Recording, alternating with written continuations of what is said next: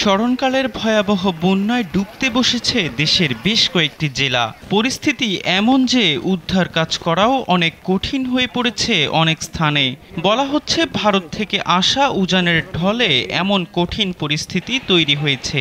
যদিও দেশটির দাবি পরিস্থিতি সম্পর্কে বাংলাদেশকে আগেই জানানো হয়েছিল, তবে সংশ্লিষ্ট বিশেষজ্ঞরা বলছেন ভিন্ন কথা। বলা হচ্ছে চট্টগ্রাম ও সিলেট বিভাগ জুড়ে প্রবল বর্ষণ ও ভয়াবহ বন্যার কোনো পূর্বাভাস ছিল না। 18 আগস্ট দেশের বন্যা পূর্বাভাস ও সতর্কীকরণ কেন্দ্র থেকে শুধু নদ নদীর পানি বৃদ্ধির কথা বলা হয়েছিল। ভারতের বন্যা পূর্বাভাস ও সতর্কীকরণ কেন্দ্র থেকেও এমন তথ্য জানানো হয়নি। 250-টিরও বেশি ডিজাইন অপশন নিয়ে ওয়ালটন স্মার্ট ফ্রিজ, বোঝে আপনার প্রয়োজন। ফলে হঠাৎ ভয়াবহ বন্যার মুখে পড়ে বিপর্যস্ত হয়ে পড়েছে বাংলাদেশের পূর্বাঞ্চল, এমন তথ্য জানায় সংবাদ মাধ্যম দৈনিক প্রথম আলো।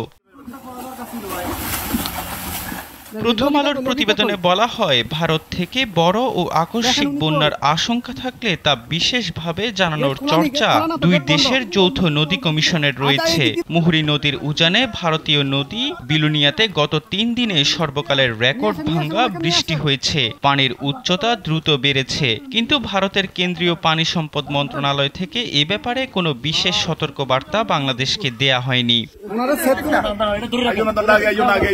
বন্যা পূর্বাভাস ও সতর্কীকরণ কেন্দ্রের নির্বাহী প্রকৌশলী সরকার উদয় রায়হান জানান, গোমতী ও মাতামুহুরী নদীর উজানে ভারতীয় অংশে পানি বৃদ্ধির তথ্য ভারতীয় ওয়েবসাইট থেকে পায় বাংলাদেশ। তাদের পক্ষ থেকেও আনুষ্ঠানিকভাবে দিনে 2 বার তথ্য দেয়া হয়, কিন্তু এবার বিস্তারিত তথ্য বাংলাদেশকে জানানো হয়নি। বিস্তারিত তথ্য না পাওয়া গেলে বন্যার বিস্তারিত ও সঠিক পূর্বাভাস দেয়া কঠিন হয়ে পড়ে।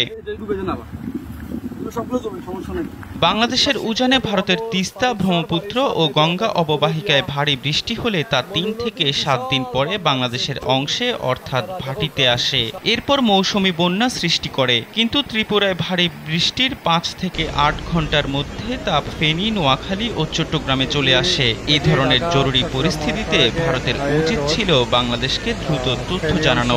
এ ব্যাপারে দুই দেশের মধ্যে তথ্য বিনিময়ের বাধ্যবাধকতা সহ চুক্তি হওয়া উচিত। বন্যা পূর্বাভাস ও সতর্কীকরণ কেন্দ্রের তথ্য অনুযায়ী 19 আগস্ট থেকে টানা 3 দিন দেশের পূর্বাঞ্চলে অতি ভারী বৃষ্টি হয়েছে, যা গত 53 বছরের মধ্যে সর্বোচ্চ। হঠাৎ অতিবৃষ্টি ও উজান থেকে আসা ঢল এবং পানি নেমে যাওয়ার পথ সংকুচিত হওয়ার কারণে বন্যা পরিস্থিতি খুব দ্রুত ভয়াবহ রূপ নিয়েছে। এহসান আব্দুল্লাহ, কালবেলা ডেস্ক।